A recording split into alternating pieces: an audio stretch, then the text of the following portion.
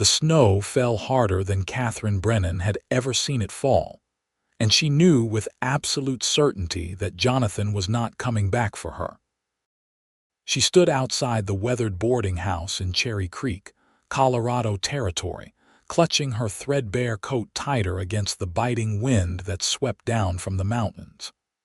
It was December of 1878, and the winter had arrived early and merciless.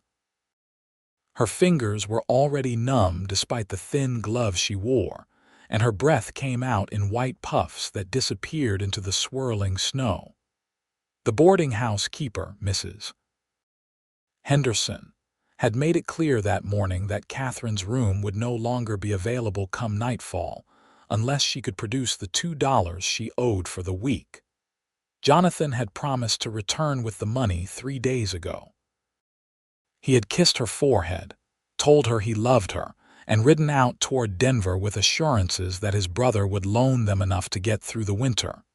She was 20 years old and had believed every word. Now, as darkness crept across the mountains and the temperature dropped further, Catherine understood the truth. Jonathan had left her here deliberately. Perhaps he had never intended to return. Perhaps his sweet words and tender kisses had all been carefully constructed lies designed to keep her compliant until he could slip away without confrontation. She had given up everything to follow him west from St. Louis 6 months ago. Her family had disowned her, her father shouting that she was throwing her life away on a no-account gambler. She had insisted Jonathan was different, that he loved her truly, that they would build a life together in the wild territories where opportunity waited around every corner. The wind picked up and Catherine turned back toward the boarding house door. Mrs. Henderson stood in the window, arms crossed, her expression hard. She shook her head slowly, decisively. The message was clear. No money meant no shelter. Catherine felt tears sting her eyes but refused to let them fall. Crying would accomplish nothing. She needed to think, to plan, to survive. She had 30 cents in her pocket, hardly enough for a meal, let alone lodging. The town was small, consisting of little more than a main street with a general store, 2 saloons, a livery stable, a blacksmith, and the boarding house.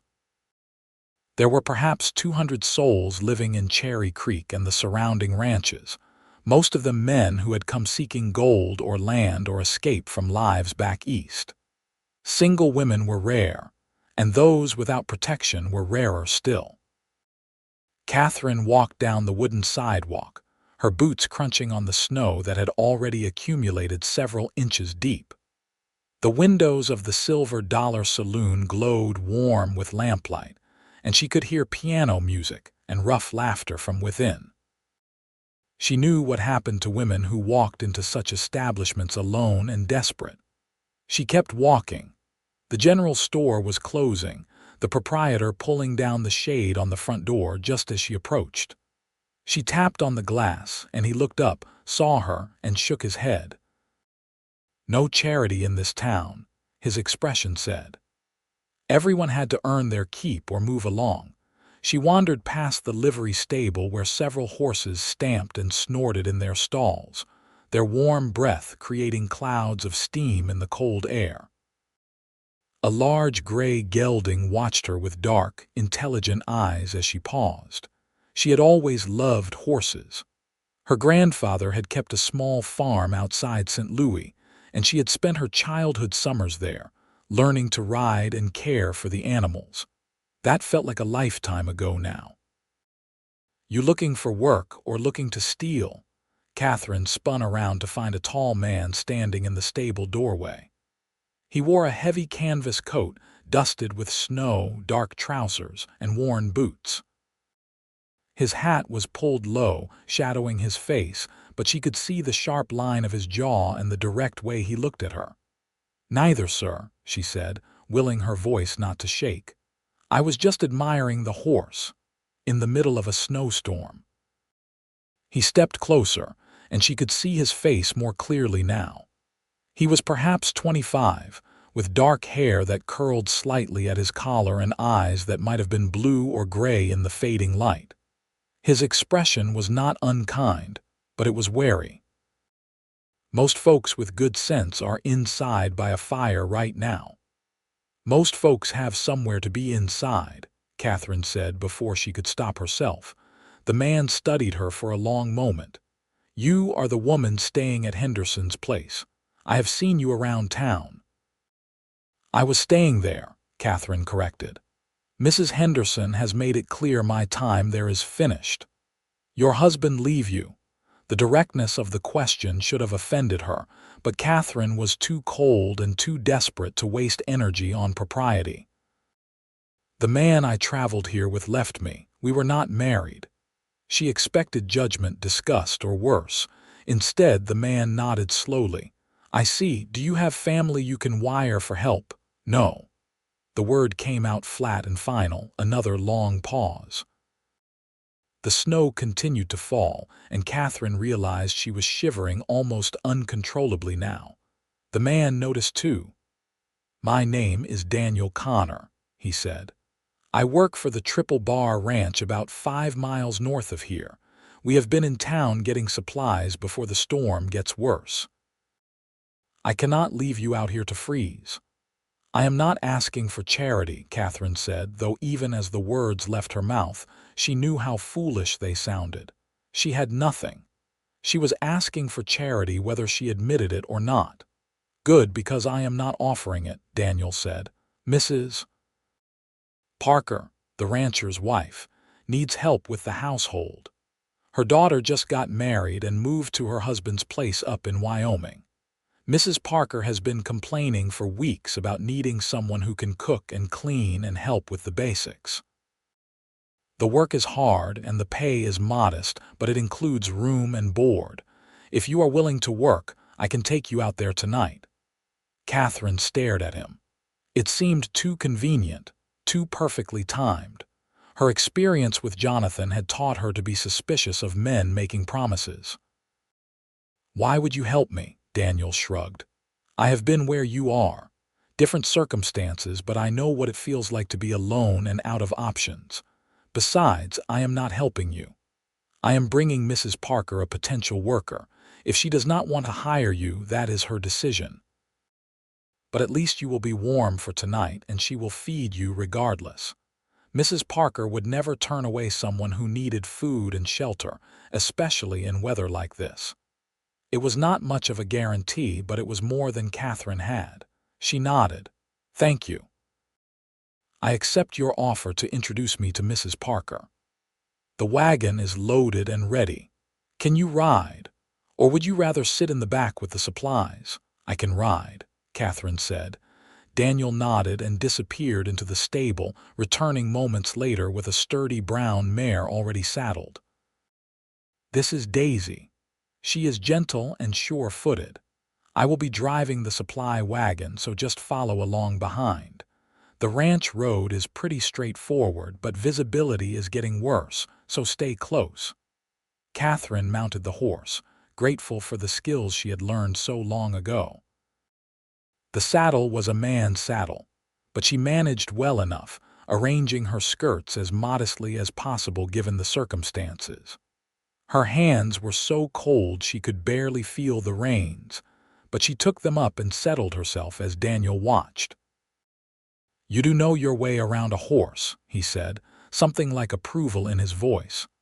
That will serve you well on a ranch. He climbed up onto the wagon seat and clicked to the 2 draft horses hitched to it. They leaned into their harnesses, and the wagon lurched forward.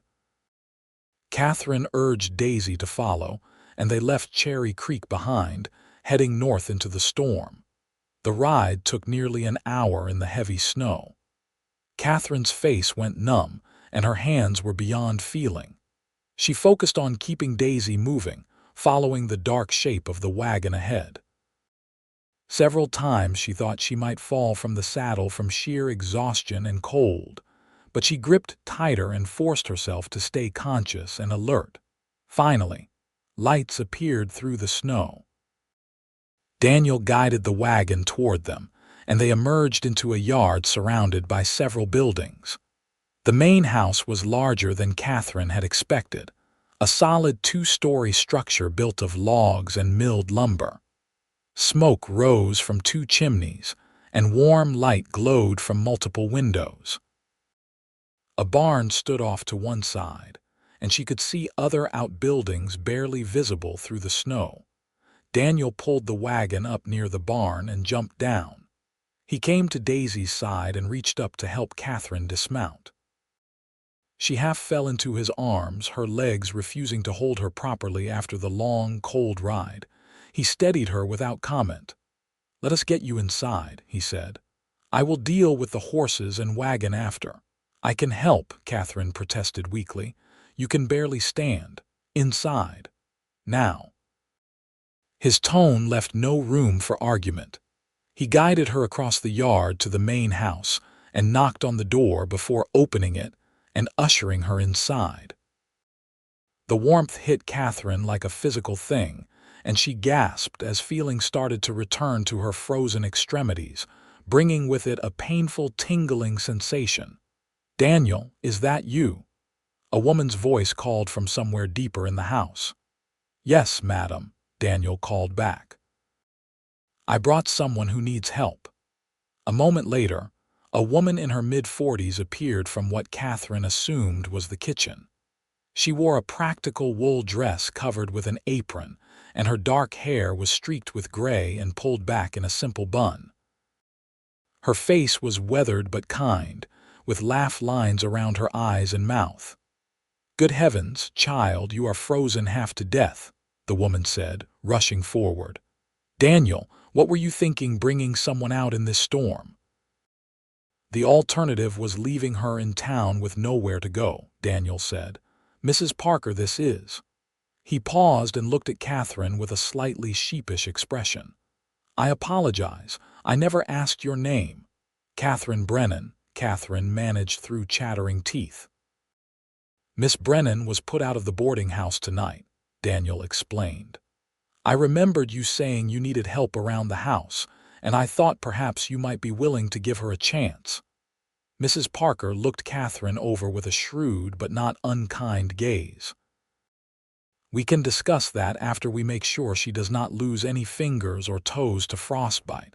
Come with me, dear. Daniel, you had better get those horses put away and then come have some supper. It will be stew and biscuits tonight." "Yes, madam," Daniel said, already heading back toward the door.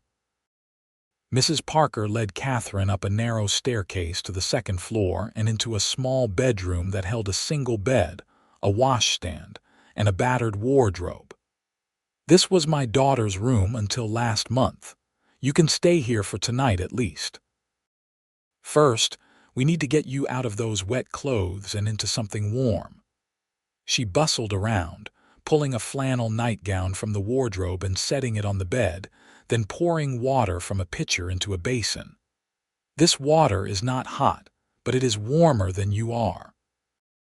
Wash your face and hands gently. Do not rub too hard or the circulation coming back will be even more painful. Change into this nightgown and I will bring up some warm milk and food." "Mrs. Parker, I do not want to impose," Catherine started, but the older woman cut her off with a wave of her hand. "We will talk about all that tomorrow. Tonight you will warm up, eat, and sleep. Everything else can wait for morning." She left the room, closing the door behind her. Catherine did as she was instructed, peeling off her frozen clothing with clumsy fingers. The water in the basin did feel warm against her icy skin, and she washed carefully, feeling slowly returning to her extremities with uncomfortable prickling sensations. The nightgown was soft and clean, and she pulled it on gratefully, then sat on the bed and waited. Mrs. Parker returned a short time later with a tray holding a large bowl of steaming stew, 2 biscuits, and a cup of warm milk. The smell alone made Catherine's stomach clench with hunger. She realized she had not eaten since breakfast that morning. "Eat slowly," Mrs. Parker advised. I know you are hungry, but if you eat too fast after going without, you will make yourself sick." Catherine nodded and took a spoonful of the stew. It was thick with beef, potatoes, carrots, and onions, seasoned with herbs and salt. It might have been the best thing she had ever tasted. She forced herself to eat slowly, savoring each bite, while Mrs. Parker sat in the room's only chair and watched her. "Daniel tells me you were abandoned in Cherry Creek," Mrs. Parker said after a few minutes of silence. Catherine swallowed a bite of biscuit. "Yes, madam. The man I came west with left 3 days ago and did not return. I believe he does not intend to." "Were you married to him?" "No, madam. We were engaged, or so I believed. He said we would marry once we reached Colorado and got settled. That was 6 months ago." Mrs. Parker's expression tightened slightly, but not with judgment. "Men who lie about their intentions are among the worst sort. I am sorry you experienced that, dear. Now, Daniel mentioned you might be willing to work. What skills do you have?" "I can cook and clean," Catherine said.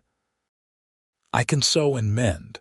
I know basic gardening, though I have never worked a Western garden. I can ride a horse, and I am not afraid of hard work. I am willing to learn anything you need me to know. Can you read and write?" "Yes, madam.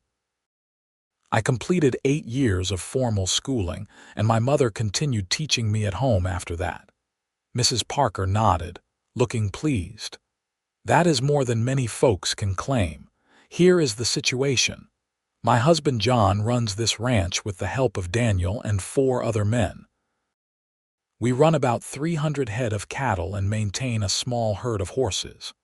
The work is constant, especially during certain seasons.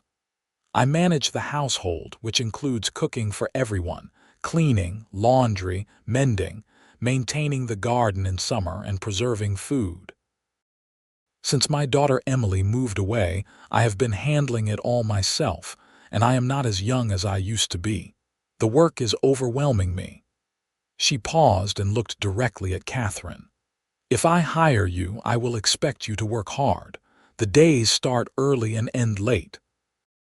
The pay is $12 a month plus room and board. You will have Sunday afternoons off unless there is an emergency.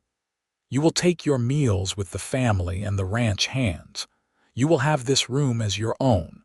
Does that sound acceptable to you?" $12 a month was not much, but with room and board included, it was enough to slowly save something. More importantly, it was security, a place to be, a purpose. Catherine felt tears threaten again, but this time from relief rather than despair. "Yes, madam," she said. "That sounds more than acceptable. I will work as hard as you need me to." "Good. We will start tomorrow morning. For tonight, finish your food and get some sleep. Breakfast is at 5:30, but I will let you sleep until 6 tomorrow since you have had such a difficult day." After Mrs. Parker left, Catherine finished her meal and climbed under the thick quilts on the bed. The mattress was stuffed with straw and not particularly comfortable, but after the prospect of spending the night in the snow, it felt like heaven. She was warm, fed, and safe. For the first time since Jonathan had ridden away, she allowed herself to feel something other than fear and desperation. She woke to pale dawn light filtering through the small window and the smell of coffee and bacon drifting up from downstairs. For a moment, she was disoriented, unsure where she was. Then memory flooded back, along with a bone-deep weariness that made her want to burrow deeper under the quilts. But she had made a commitment, and she would keep it. Her clothes from the previous night were still damp, but someone had left a simple brown dress, a clean shift, and a worn but serviceable apron folded on the chair. Catherine dressed quickly, braided her long brown hair, and made her way downstairs.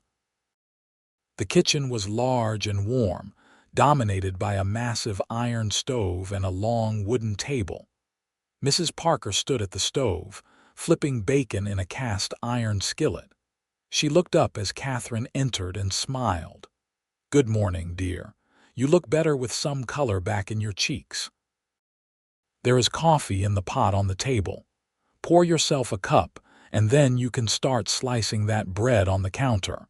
We will need at least 20 slices for breakfast." Catherine did as instructed, noting the efficiency of Mrs. Parker's kitchen. Everything had its place, and the older woman moved through the space with practiced ease. Catherine began slicing the large loaf of bread, trying to make each slice uniform. "The men will be in shortly," Mrs. Parker said. "We feed everyone at the same time. My husband John, Daniel, and the 4 other ranch hands, Tom, Miguel, Sam, and young Billy. They are good men, all of them, but they are men, which means they will be curious about you and probably forward with their questions. Do not let them intimidate you." As if on cue, the door opened and men began filing in, stomping snow from their boots and hanging their hats on pegs by the door.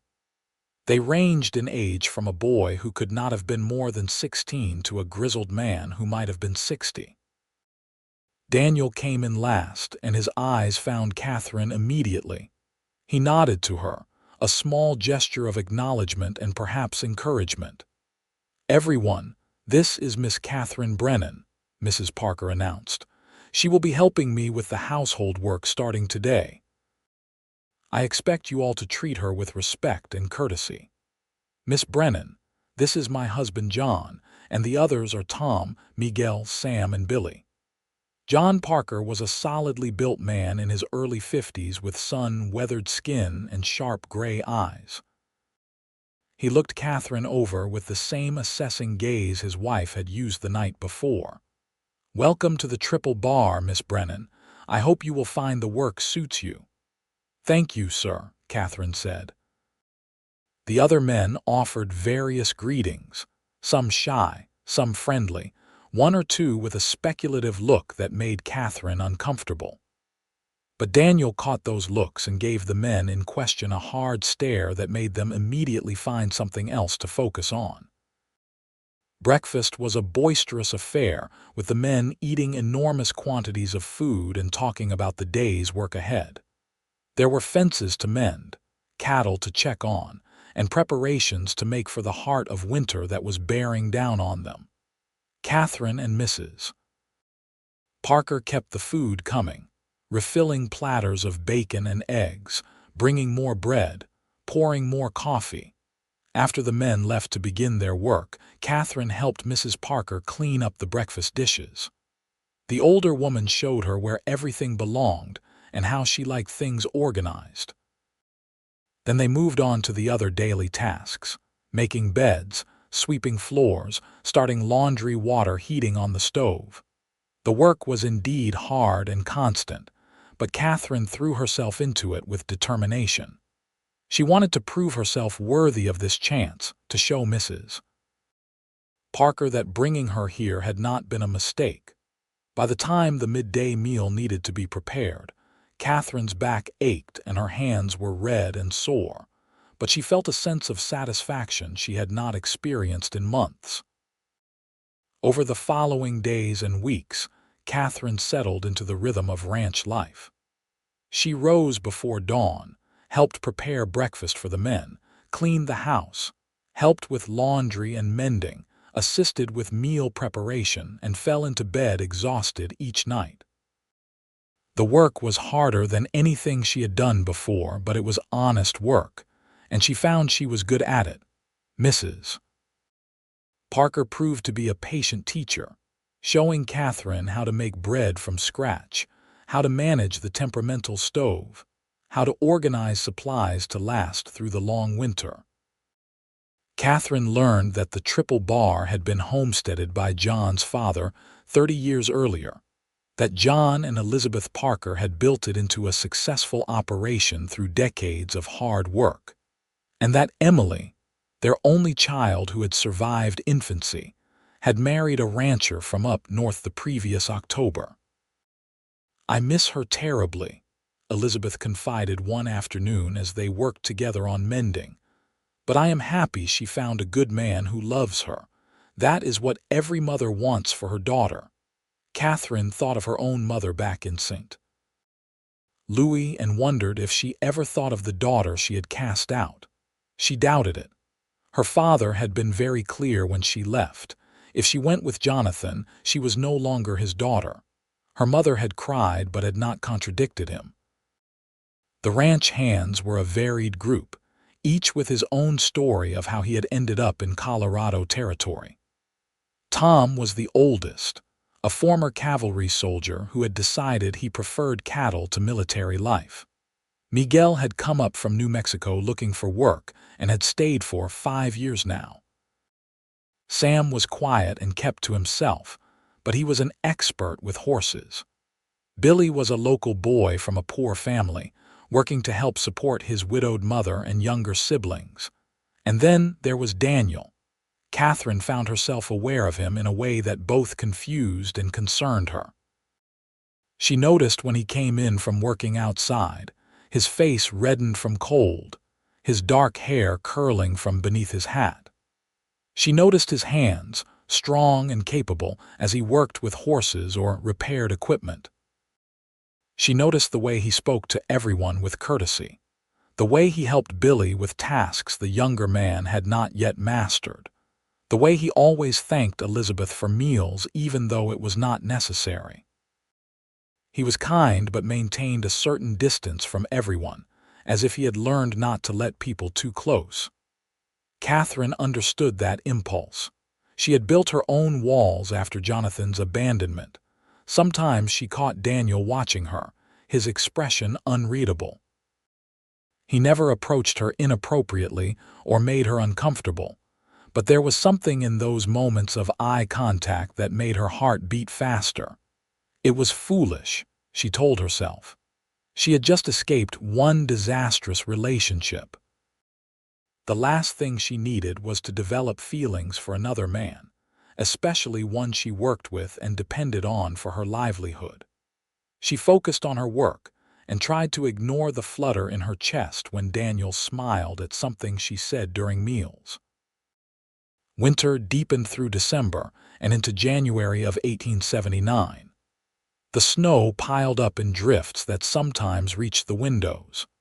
The men worked hard to keep paths cleared between the buildings and to ensure the cattle had access to food and water. Several times, storms trapped them all inside for days at a time, and the house felt both crowded and oddly intimate with everyone in close quarters. During one such storm in late January, they all gathered in the main room after supper. Elizabeth was knitting, John was reviewing his account books, and the ranch hands were playing cards at the table. Catherine sat near the fire, working on mending a shirt when Daniel approached and sat in the chair next to hers. "You have been here almost 2 months now," he said quietly. "Are you settling in all right?" "Yes," Catherine said, keeping her eyes on her stitching. "Mrs. Parker has been very kind and the work suits me. Good, I am glad." He was silent for a moment and Catherine felt the weight of his gaze. "I wanted to apologize if I overstepped when I brought you here. I know I did not give you many options that night." Catherine looked up at him then, meeting his eyes directly. "You saved my life, Mr. Connor. I do not think that requires an apology."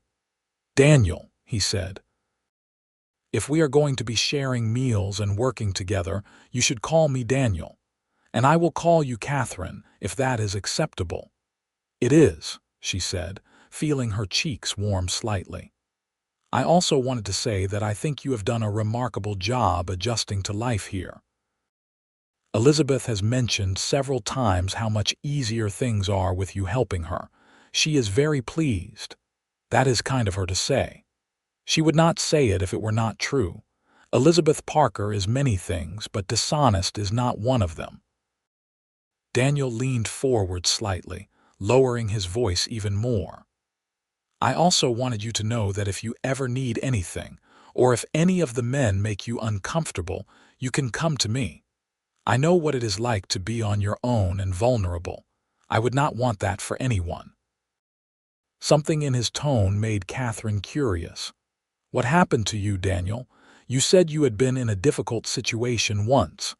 His expression closed off slightly and she thought he might not answer. Then he sighed. My parents died of cholera when I was 15. I had a younger sister, Sarah. She was 12. We had no other family, so the state tried to put us in separate orphanages. I ran away with her instead. We made our way west, taking whatever work I could find, moving from town to town. I was trying to keep us together, trying to give her a chance at a decent life.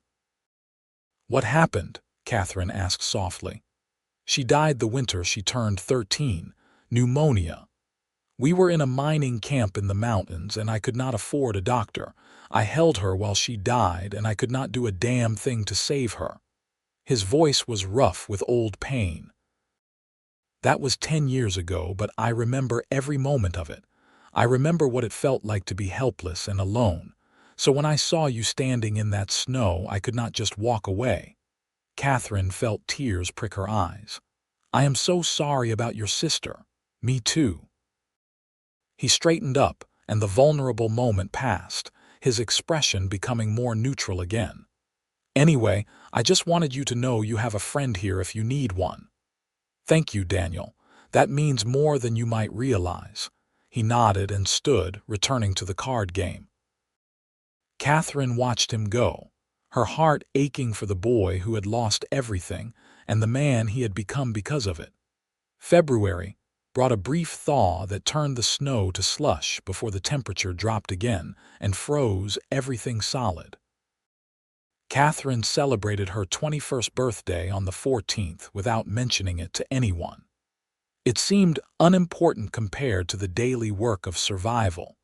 March arrived with howling winds and occasional snowstorms that made everyone irritable and restless. Supplies were running low, and they would need to make a trip to town soon to restock. Catherine found herself dreading the thought of returning to Cherry Creek, even though she knew she would not have to stay there. One afternoon in mid-March, Catherine was in the kitchen preparing vegetables for stew when Elizabeth came in from the cold room looking worried. We are running very low on flour and sugar, she said. Also coffee, which the men will not be happy about. John is planning to take the wagon to town tomorrow if the weather holds. He wants Daniel to go with him in case the roads are bad. I am wondering if you would be willing to go as well. I need quite a few things from the general store, and it would help to have an extra set of hands. Catherine's first instinct was to refuse, but she knew that was cowardice. She had to face the town eventually. Of course, Mrs. Parker, whatever you need. Thank you, dear. I know it might be difficult to go back there, but I promise no one will bother you. John and Daniel will make sure of it. The next morning dawned clear and cold. Catherine dressed in her warmest clothes and climbed up onto the wagon seat next to Daniel while John rode a horse alongside. The trip to town took about an hour and a half in the daylight with good road conditions. Catherine spent most of it watching the landscape, the way the morning sun sparkled on the snow, the dark line of mountains in the distance. First time back since that night? Daniel asked as they got closer to Cherry Creek. Yes, Catherine admitted. It will be different this time. You are not alone. His words settled something anxious in her chest, and she nodded. Cherry Creek looked exactly the same as it had 2 months earlier, except now Catherine was arriving in daylight, warm and well-fed, with employment and security. The difference in her circumstances was striking. They pulled up in front of the general store, and John helped Catherine down from the wagon while Daniel began unloading the supplies they had brought to trade. The general store was warm and smelled of coffee and tobacco. The proprietor, Mr. Hendricks, greeted John warmly and looked at Catherine with surprise. Miss Brennan, is it not? I heard you had left town. I am working at the Triple Bar now, Catherine said, keeping her voice steady and polite. Is that so? Well, good for you. What can I help you folks with today? They spent the better part of an hour selecting and purchasing supplies. Catherine used the list Elizabeth had given her and took her time making sure everything was correct. Other townspeople came and went, and several gave Catherine curious looks. She ignored them, focusing on her task.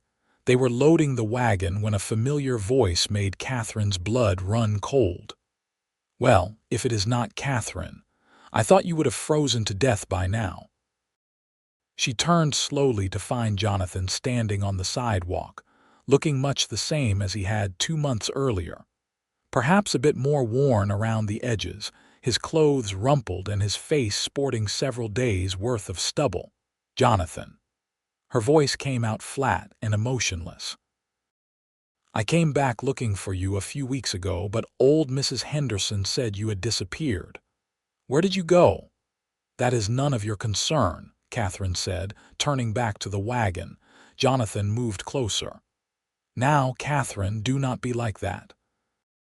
I know I was gone longer than I said, but I had trouble getting the money from my brother. I always intended to come back for you. You are lying." The words came out before Catherine could stop them, and she found she did not care. "You left me here with no money, no shelter in the middle of winter. You knew exactly what you were doing." "That is not fair. I tried. It just took longer than expected." "It has been more than 2 months," Catherine said, her voice rising. "If you intended to come back, you would have been here weeks ago." "I am here now, am I not? Come on, let us get your things and we can head to Denver. I have a place there now, a little room. It is not much, but we can make it work." Catherine stared at him, amazed that he actually seemed to believe she would go with him. "No." "What do you mean, no?" "I mean no. I have employment. I have a place to live. I have no intention of going anywhere with you now or ever." Jonathan's expression darkened. "You are being unreasonable." "We had plans, Catherine. We were going to build a life together." "You abandoned me, Jonathan. Whatever plans we had died the moment you rode out of here and did not come back." He reached for her arm, but before his hand could make contact, Daniel was there, stepping between them. "The lady said no," Daniel said, his voice calm but with an edge of steel underneath. "I suggest you respect that and move along." Jonathan looked Daniel up and down, clearly assessing whether he wanted to start a physical confrontation. Whatever he saw in Daniel's eyes made him step back. "This is none of your business, friend." "I am making it my business. Miss Brennan works for the Triple Bar Ranch. She is under our protection. You will leave her alone." John had also moved closer, and several other townspeople were watching the confrontation with interest. Jonathan must have realized he was outnumbered and outmatched because he held up his hands in a gesture of surrender. "Fine. Catherine, if you change your mind, you know where to find me." "I will not change my mind," Catherine said. Jonathan walked away, and Catherine felt her legs go weak with relief and residual fear.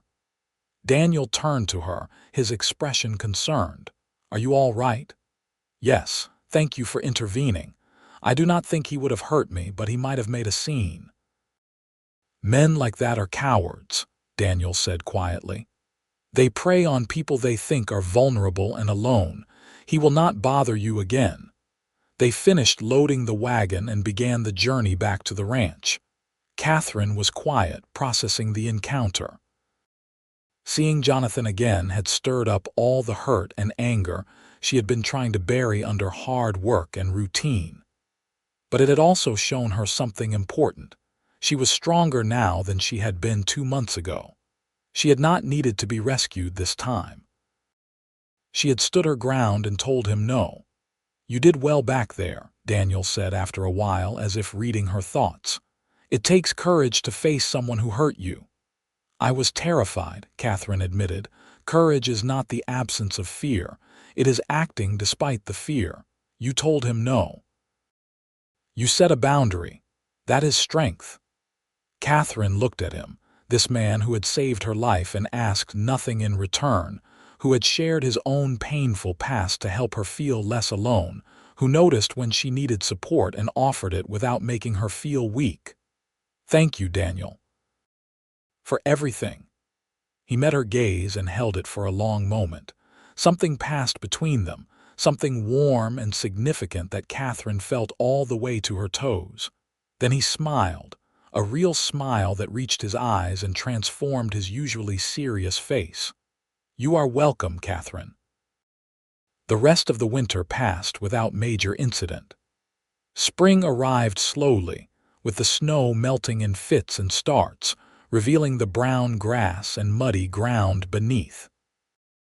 The cattle that had survived the winter were thin but recovering, and the ranch work shifted from maintenance and survival to preparation for calving season and the summer ahead. Catherine had been at the Triple Bar for 4 months now, and she felt as if she had found something she had not even known she was looking for. A purpose, a place where she belonged, people who valued her contributions. Elizabeth had become almost like a mother to her, and John treated her with gruff respect. The ranch hands had accepted her as part of the household, and even young Billy, who had been shy around her at first, now chatted easily during meals. And then there was Daniel. Their friendship had grown slowly through the long winter months. They often found themselves working near each other, Daniel repairing tack in the barn while Catherine hung laundry, or Catherine gathering eggs while Daniel worked with horses in the corral. They talked about small things, the weather, the ranch, books they had read. Daniel had a dry sense of humor that caught Catherine off guard and made her laugh. She found herself seeking out these moments, looking for excuses to be where he was. She knew she was developing feelings for him that went beyond friendship. She tried to be cautious to protect her heart, but Daniel made it difficult. He was kind without being condescending, strong without being domineering, intelligent without being pretentious. He treated her as an equal, someone whose thoughts and opinions mattered. One evening in late April, after a long day of work, Catherine was sitting on the porch watching the sunset paint the mountains in shades of pink and gold. She heard footsteps and looked up to find Daniel approaching. "Mind if I join you?" he asked. "Not at all." He sat down on the porch steps next to her, close enough that she could feel the warmth radiating from him in the cooling evening air. "It is beautiful tonight," he said, looking at the mountains. "It is," Catherine agreed. "I never appreciated scenery like this when I lived in the city. Everything was so crowded and close. Here it feels like you can see forever." "Do you miss St. Louis?" Daniel asked. Catherine considered the question. "I miss some things. I miss my mother, though she made her choice when she let my father disown me. I miss a few friends, but I do not miss the life I had there. I felt trapped, like I was supposed to follow a very specific path and never deviate. Coming west was supposed to be my grand adventure, my chance to live differently. I just did not expect it to be quite so difficult." "Life out here is not easy," Daniel agreed, "but it is honest. You succeed or fail based on your own efforts, not on your family name or social connections. I have always valued that." "You have made a good life here," Catherine observed. "The Parkers clearly trust and respect you. You are more than just a ranch hand. John has been good to me. When I drifted into Cherry Creek 5 years ago, I was pretty lost. I had been moving from place to place, never staying anywhere long because every town reminded me of Sarah and what I had lost. John gave me a job and told me he did not care about my past as long as I worked hard and dealt fairly with him. It was the first time in years anyone had given me a chance like that. Do you think you will stay here? Or do you want something more eventually?" Daniel was quiet for a moment. "I used to think I wanted my own place someday. A small ranch, maybe. Nothing as big as the Triple Bar, but something that was mine. Lately, I have been thinking more about what makes a place feel like home. It is not just the land or the buildings. It is the people." He turned to look at Catherine directly, and the intensity in his gaze made her breath catch. "Catherine, I need to tell you something, and I am not sure how to say it without being too forward." Her heart began to pound. "You can tell me anything. I care about you. More than I should, probably, given our circumstances. I have been trying to ignore it to keep things professional, but I cannot anymore. These past few months, getting to know you, watching you work so hard and build a life here, it has made me realize that I have been only half living for a long time. You make me want more. You make me want a future that is not just about surviving but about actually living." Catherine felt tears prick her eyes, but they were not tears of sadness. "Daniel, I care about you too. I have been trying to convince myself it was too soon, that I should not trust my feelings after what happened with Jonathan. But what I feel for you is completely different from what I felt for him. With Jonathan, I was infatuated with the idea of adventure and romance. With you, I feel safe and valued and seen. I feel like myself." Daniel reached out and took her hand, his calloused fingers warm against hers. "I do not want to rush you into anything. I know you have been hurt and I know you need time, but I want you to know that I am not going anywhere. I am here, and I will be here for as long as you want me." "I want you here," Catherine said softly. "I want to see where this leads." He lifted her hand to his lips and kissed her knuckles gently, a gesture so tender and old-fashioned that it made Catherine's heart swell. "Then we will take it slow and see where it leads. But Catherine, I promise you this. I will never abandon you. I will never leave you wondering where you stand or whether I am coming back. If I am with you, I am with you completely." "That is all I need," Catherine said. They sat together as the sun finished setting and the stars began to emerge in the darkening sky. Catherine felt a sense of peace she had not experienced since before she left St. Louis. Perhaps even before that. For the first time in a long time, she felt genuinely hopeful about the future. Over the following weeks, Catherine and Daniel's relationship deepened. They were careful to maintain propriety, aware that they were living in a household with others and that Catherine's reputation mattered. But they found time to talk, to walk together in the evenings, to share their thoughts and dreams. John and Elizabeth noticed, of course. They would have been blind not to see the way Daniel and Catherine looked at each other, the way they gravitated toward one another during meals and work. One afternoon in May, Elizabeth brought it up while she and Catherine were working in the garden, planting vegetables for the summer. "Daniel is a good man," Elizabeth said without preamble. "One of the best I have known." Catherine felt her cheeks warm. "Yes, he is. He also had a hard life and it has made him cautious. If he has opened up to you, it means he trusts you deeply. That is not something he does lightly." "I know," Catherine said softly. "He told me about his sister." Elizabeth nodded. "He does not talk about that with most people. John is one of the few who knows the whole story." She paused in her digging and looked at Catherine directly. "I can see that you care for each other. I just want you to know that John and I approve. If things continue to develop between you, you have our blessing." Tears filled Catherine's eyes. "Thank you, Mrs. Parker. That means everything to me. You are a part of this family now, dear. We want you to be happy." Summer arrived with long, hot days and endless work. The cattle were moved to higher pastures, the garden flourished and required constant attention, and there was always something that needed fixing or building or maintaining. Catherine worked alongside Elizabeth, learning to preserve food, to make butter and cheese, to manage all the tasks that kept a ranch household running. Daniel was gone for days at a time with the other men, moving cattle and checking on the herds in distant pastures. Each time he returned, sunburned and exhausted, his eyes would seek out Catherine first thing, and they would share a smile that held all the words they had not been able to say during his absence. In July, Cherry Creek held its annual summer celebration, a day of races, contests, and socializing. The Triple Bar crew made the trip to town, all of them looking forward to a break from routine work.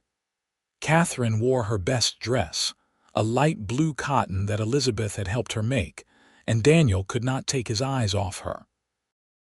The town square was crowded with people from all the surrounding ranches and farms. There were horse races, shooting competitions, a pie baking contest, and dancing in the evening. Catherine entered 2 of her pies in the contest and won second place for her apple pie, much to her delight and embarrassment. As evening fell and the dancing began, Daniel approached Catherine and extended his hand. "May I have this dance?" "I would love that," Catherine said, placing her hand in his. He led her to the area that had been cleared for dancing, where a small group of musicians played fiddle and guitar. Daniel was not a particularly skilled dancer, but he was confident enough, and Catherine found she did not care about technique. She cared about the way he held her, respectfully but firmly, and the way he looked at her as if she were the only person in the world. They danced 3 dances before taking a break. As they stood at the edge of the crowd, catching their breath and drinking lemonade, Catherine spotted Jonathan across the square. He was standing with a group of men, and he was staring directly at her. His expression was not friendly. "He is still here," Catherine said quietly, nodding in Jonathan's direction. Daniel followed her gaze and his expression hardened. "I have seen him around town a few times. He works odd jobs, drinks too much, and complains about how unfair life has been to him." "He is exactly the kind of man I thought he was. I just hope he leaves me alone," Catherine said. "If he does not, he will answer to me." They managed to avoid Jonathan for the rest of the evening, and Catherine tried to put him out of her mind. She was happy, happier than she had been in years, and she refused to let Jonathan's presence spoil that. The summer passed in a blur of work and stolen moments with Daniel. By August, Catherine knew she was deeply in love with him. It was different from what she had felt for Jonathan.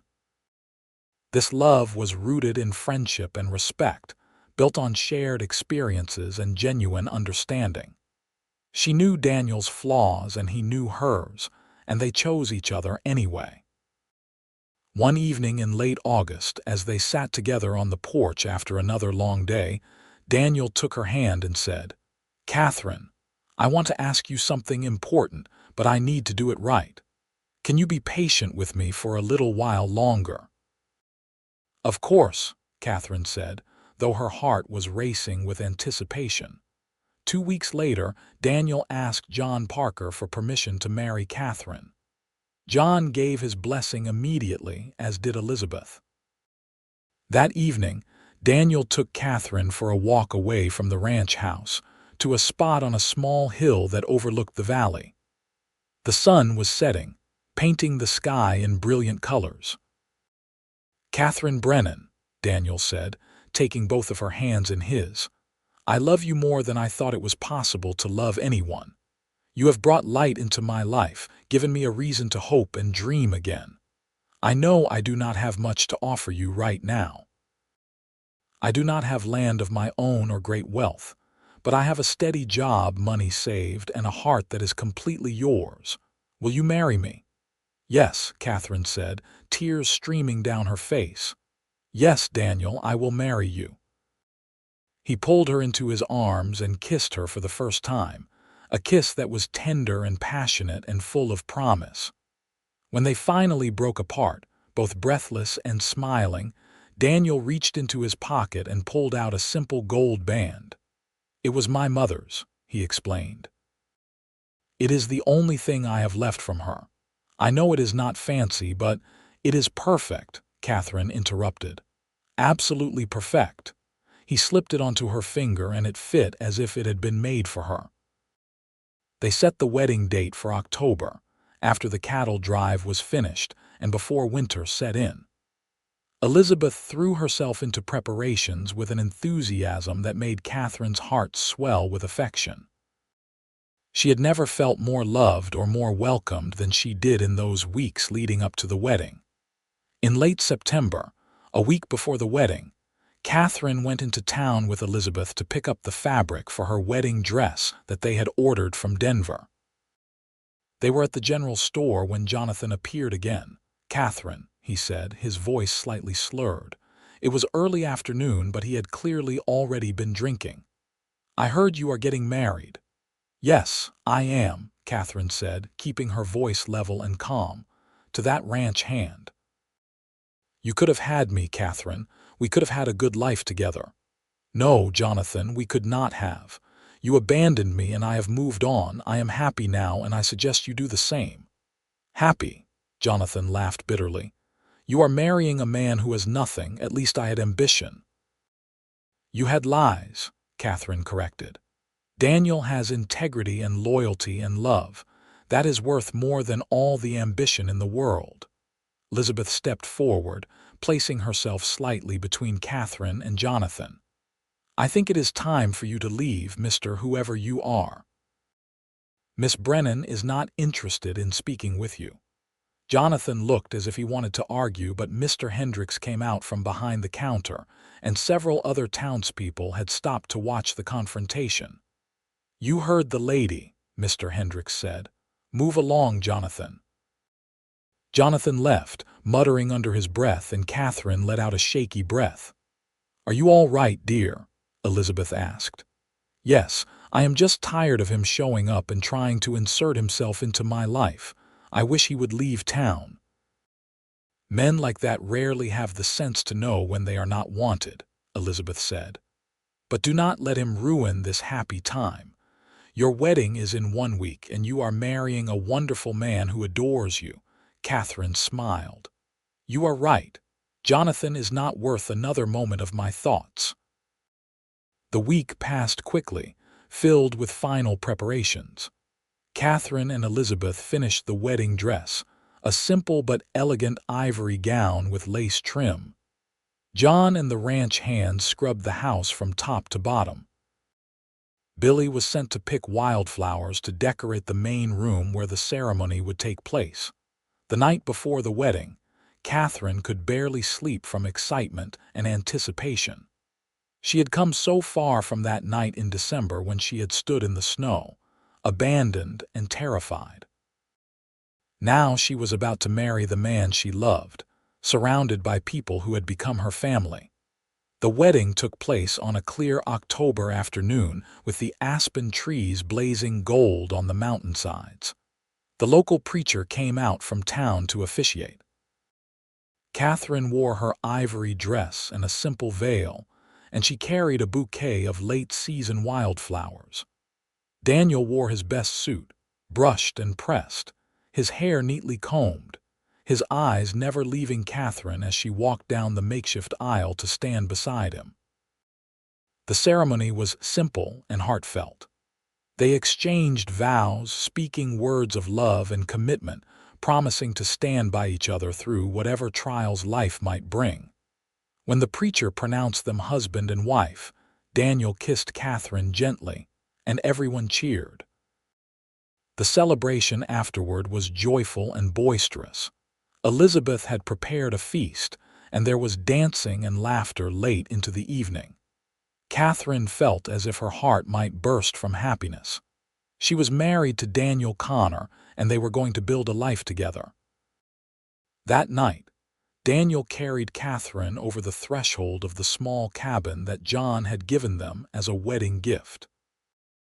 It was located about a quarter-mile from the main ranch house, a cozy 2-room structure that gave them privacy while keeping them close enough to continue working for the Triple Bar. Daniel had spent weeks fixing it up, repairing the roof, replacing broken windows, building furniture. "Welcome home, Mrs. Connor," Daniel said as he set her down gently. "Mrs. Connor," Catherine repeated, testing the sound of her new name. "I like that." Daniel cupped her face in his hands and kissed her deeply. "I love you, Catherine. I will spend the rest of my life making sure you never regret choosing me." "I could never regret this," Catherine said. You are the best thing that has ever happened to me." They began their married life with a happiness that felt almost surreal to Catherine. She continued to help Elizabeth with the household work, but now she also had her own home to manage. Daniel continued working for John, but now he came home each evening to a wife who loved him and a cabin that was truly theirs. The first winter of their marriage was cold but bearable because they had each other. They spent long evenings by the fire, talking and planning for the future. Daniel wanted to eventually buy land of their own, to build their own ranch slowly over years of hard work and saving. Catherine wanted children, a family they would create together and protect fiercely. "How many children do you want?" Daniel asked one snowy evening as they lay together in bed, warm under thick quilts. "As many as we are blessed with," Catherine said. "I want our children to grow up knowing they are loved and wanted, that they have a secure home and parents who will never abandon them." Daniel pulled her closer. "They will have all that and more. I promise you, Catherine." Spring came again, and with it, Catherine realized she was pregnant. She told Daniel one evening in March as they sat together after supper, and his reaction was everything she had hoped for. He held her tenderly, tears in his eyes, and whispered, "Thank you. Thank you for giving me a family again." The pregnancy progressed smoothly through the spring and summer. Catherine continued working, though Elizabeth insisted she take things easier as she grew larger. Daniel was protective and attentive, always making sure she was not overtaxing herself. In November of 1880, almost exactly 2 years after that terrible night when she had stood abandoned in the snow, Catherine went into labor. Elizabeth and the local midwife attended her, and after many hours of hard work, she delivered a healthy baby boy. Daniel was allowed in immediately after, and he looked at his son with such wonder and love that Catherine cried from sheer happiness. "He is perfect," Daniel said, holding the tiny infant carefully. "What should we name him?" "What about James?" Catherine suggested. "After your father." "James Connor," Daniel said softly. "I like that. James Connor, welcome to the world." Being parents was harder than either of them had expected, but they navigated it together. James was a fussy baby who did not sleep well, and there were nights when both Catherine and Daniel were exhausted beyond measure. But there were also moments of pure joy. James's first smile, his first laugh, the way he reached for them with his tiny hands. Life settled into a new rhythm. Daniel continued working for John while saving every penny he could toward buying their own land. Catherine managed their household and helped Elizabeth when she could, with James strapped to her back in a sling she had sewn. In the summer of 1881, when James was 8 months old, Catherine and Daniel decided to make a trip into Cherry Creek for supplies. It was a rare outing for all three of them, and Catherine was looking forward to showing off her baby and perhaps buying a few small luxuries with the money Daniel had been paid. They arrived in town on a clear, hot day. Cherry Creek had grown slightly in the 3 years since Catherine had first arrived, with several new buildings and a noticeably larger population. They visited the general store, where Mr. Hendricks made a fuss over baby James. They stopped at the feed store, the bank, and the post office. They were loading their supplies into the wagon when Catherine heard a familiar voice behind her. Well, Catherine, and with a baby, how domestic." She turned to find Jonathan standing there. He looked worse than the last time she had seen him. His clothes were dirty and torn, his face unshaven and marked with evidence of frequent drinking. His eyes were bloodshot and angry. "Jonathan," Catherine said coolly, "I have nothing to say to you. That is a shame, because I have something to say to you."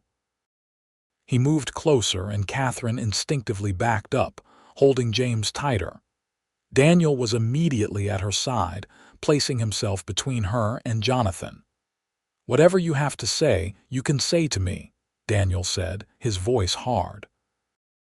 This does not concern you, Jonathan said, though his bravado seemed forced in the face of Daniel's solid presence. Anything concerning my wife concerns me. Now say what you came to say or leave. Your wife, Jonathan spat the words. She was supposed to be with me. We had plans. She owes me. I owe you nothing, Catherine said, her voice steady despite the fear creeping up her spine. I do not know why you cannot accept that and move on with your life. Move on. You ruined my life, Catherine. I came out here because you wanted adventure. I invested time and energy into you. And then you threw me over for the first cowboy who showed you attention. You abandoned me in winter with no money and no shelter, Catherine said, her anger rising. I almost died.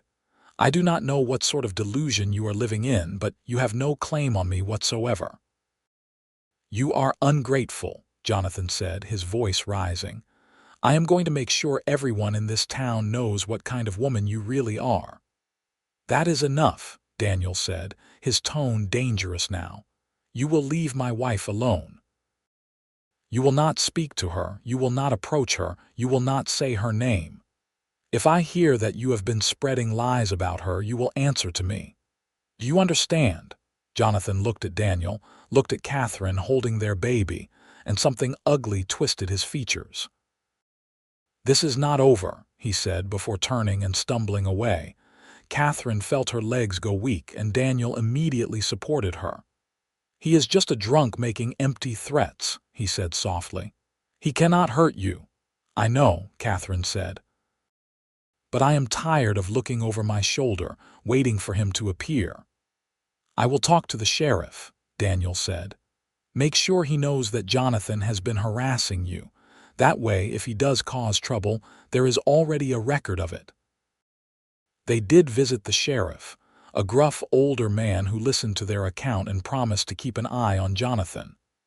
He has been nothing but trouble since he arrived in town, the sheriff said. Picking fights, refusing to pay his debts. Nobody will hire him anymore. My guess is he will move on soon enough when he realizes there is nothing left for him here. The ride back to the Triple Bar was tense. Catherine kept thinking about the look in Jonathan's eyes, the rage and resentment. She held James close and tried to tell herself that it would be all right, that Jonathan was just an angry drunk with no real power to harm them. 2 days later, Catherine woke in the middle of the night to the smell of smoke. She sat up in bed, disoriented, and realized she could see firelight through the window. She shook Daniel awake. Daniel, fire. He was up instantly, pulling on his boots and running outside. Catherine wrapped James in a blanket and followed, her heart pounding.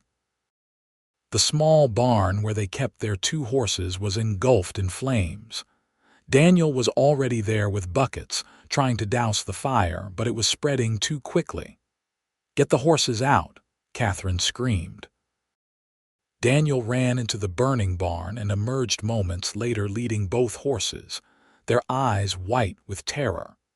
He slapped their rumps and sent them running toward the main ranch house. By then, John and the other ranch hands had arrived, all of them working frantically to put out the fire and prevent it from spreading to other buildings. They fought the fire for hours. By the time they finally got it under control, the barn was a complete loss, burned to the ground. Everyone was exhausted, covered in soot and ash. Daniel had burns on his hands and arms from going into the barn to save the horses. How did it start? John asked as they all stood looking at the smoldering ruins. I do not think it was an accident, Daniel said grimly. He walked to the side of what had been the barn and pointed at something on the ground. Catherine moved closer and saw it, an empty kerosene can. Someone set this fire deliberately, John said, his face hardening with anger. Who would do such a thing, Jonathan? Catherine said quietly. It has to be Jonathan. He threatened us in town 2 days ago. That son of a... John cut himself off, glancing at Catherine. "We need to tell the sheriff." The sheriff came out that afternoon and examined the evidence. He agreed that the fire had been deliberately set, and he agreed that Jonathan was the most likely suspect. "I will bring him in for questioning," he promised. "If he did this, he will face charges." But when the sheriff went to look for Jonathan, he was nowhere to be found. His room at the boarding house was empty, his few possessions gone. He had left town sometime during the night, presumably after setting the fire. "We will put out a notice," the sheriff said. "If he shows up in any nearby town, we will hear about it. But to be honest, he is probably long gone, and we may never see him again." Catherine felt a mixture of relief and lingering fear. Relief that Jonathan was gone, but fear that he might come back someday, might try to hurt them again. Daniel held her that night as she cried, tears of fear and frustration and exhaustion. "He cannot hurt us anymore," Daniel said. "He is gone and we are safe. But what if he comes back? Then we will deal with it together. Catherine, I will not let him hurt you or James. I promise you that." The weeks passed, then months. There was no word of Jonathan, no sign that he had returned or tried to contact them. Slowly, Catherine began to relax, to believe that perhaps he really was gone for good. They rebuilt the barn with help from John and the ranch hands. Life returned to its normal rhythm. James grew and thrived, learning to crawl and then to walk. Catherine and Daniel talked more seriously about buying their own land, about building their own ranch. In the spring of 1882, an opportunity arose. A small property about 10 miles north of the Triple Bar came up for sale. 80 acres with a creek, good grazing land, and a small cabin. The price was reasonable, and Daniel had almost enough saved. John offered to loan them the difference, to be paid back over time.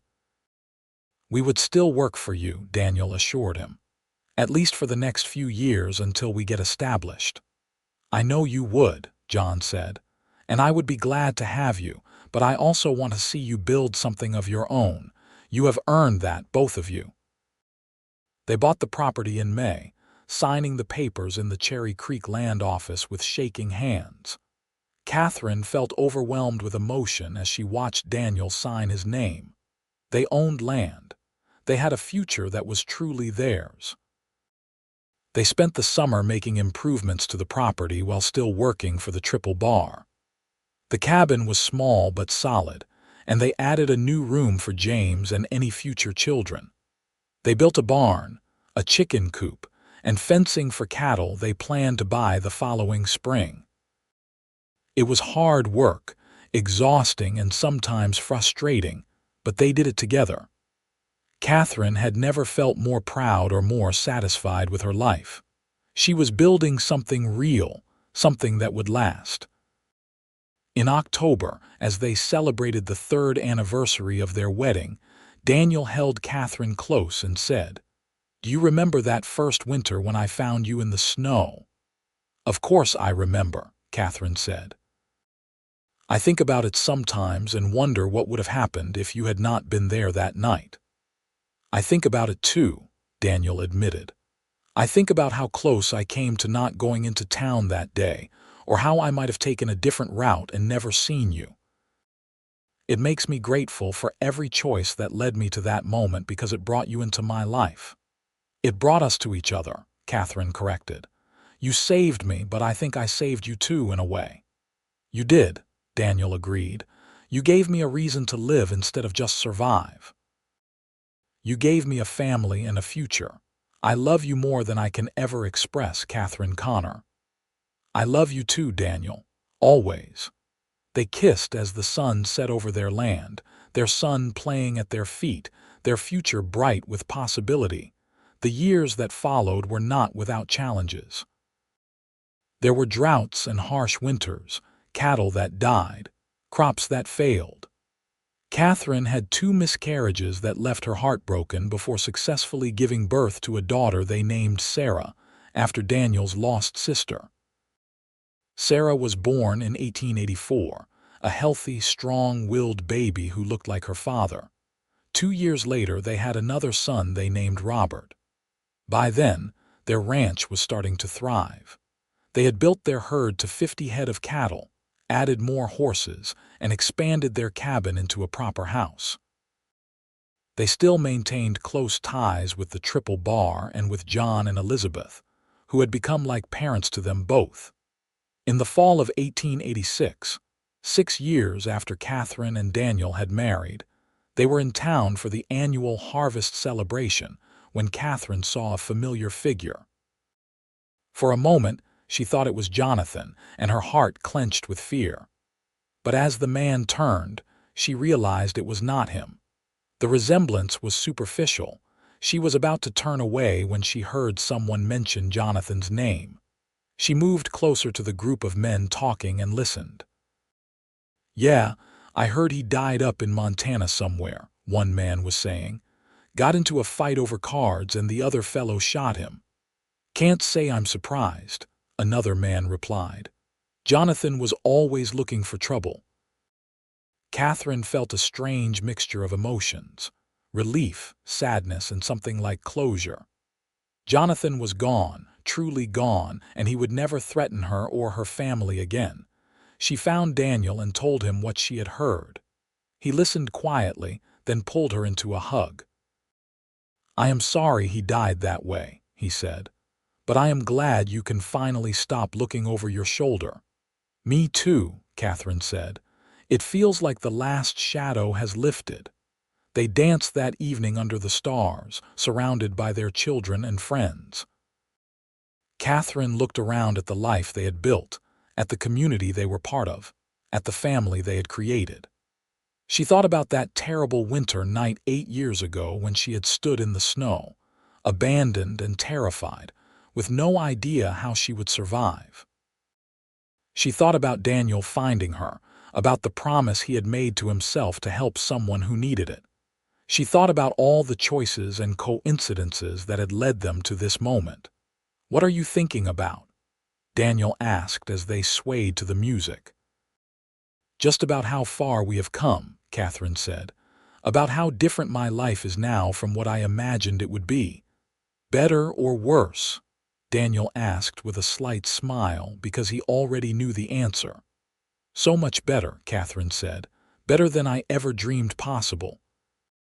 The years continued to pass, each one bringing its own joys and sorrows. They had 2 more children, another daughter named Elizabeth after Mrs. Parker, and a son they named John. Their ranch grew and prospered. James, their eldest, showed a natural talent for working with horses and took over much of that aspect of the operation. Sarah was brilliant and determined, insisting on learning to read and write beyond the basic education most ranch children received. Daniel and Catherine grew older together, their love deepening with each passing year. They had built something real and lasting, not just a ranch but a family and a legacy. They had taken pain and loss and transformed it into purpose and joy. On their 20th wedding anniversary, they stood together on the porch of their house, watching the sun set over the mountains. Their 5 children were inside, laughing and arguing and being exactly themselves. Cattle grazed in the distance. Horses moved in the corral. Everything was peaceful and good. "You remember what I said to you that first night?" Daniel asked. "That I promised never to abandon you." "I remember," Catherine said. "I have kept that promise." "You have," Catherine agreed. "Every single day for 20 years. "I was abandoned in winter twice before I met you," Catherine said softly, thinking of her parents' disownment and Jonathan's betrayal. "You promised me forever and said the 3rd time would be the charm. You were right." Daniel pulled her close and kissed her forehead. "The 3rd time was the charm, because the 3rd time was with the right person. You are my home, Catherine. You always have been and you always will be." As the last rays of sunlight faded from the sky and the first stars began to appear, Catherine and Daniel stood together, surrounded by the life they had built and the love they had nurtured. The Wild West had tested them with its harsh winters and unforgiving landscape, but they had survived and thrived. Their children would grow up and have families of their own. The ranch would be passed down through generations. The story of how Catherine and Daniel found each other would be told and retold until it became family legend. But at this moment, on this evening, it was simply their life.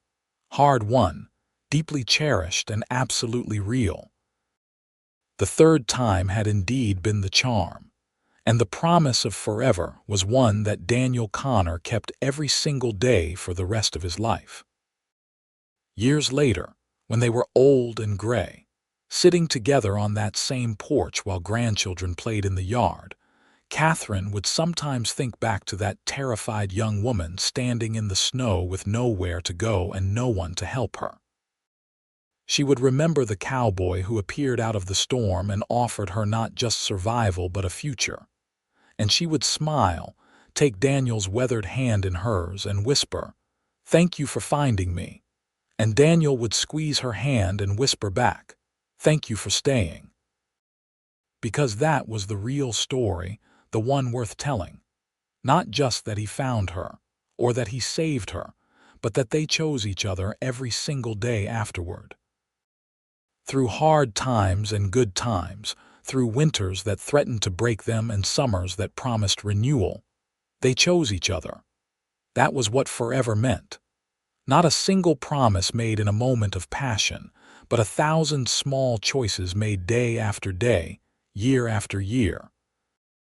It meant showing up, doing the work, keeping faith even when things were difficult. It meant building a life together, one day at a time, until those days became years, and those years became a lifetime. And in the end, sitting on their porch watching the sun set over land they owned and worked together, surrounded by children and grandchildren whose existence proved that love could triumph over abandonment and fear, Catherine and Daniel knew they had succeeded. The third time had been the charm. The cowboy had promised forever, and forever was exactly what they got.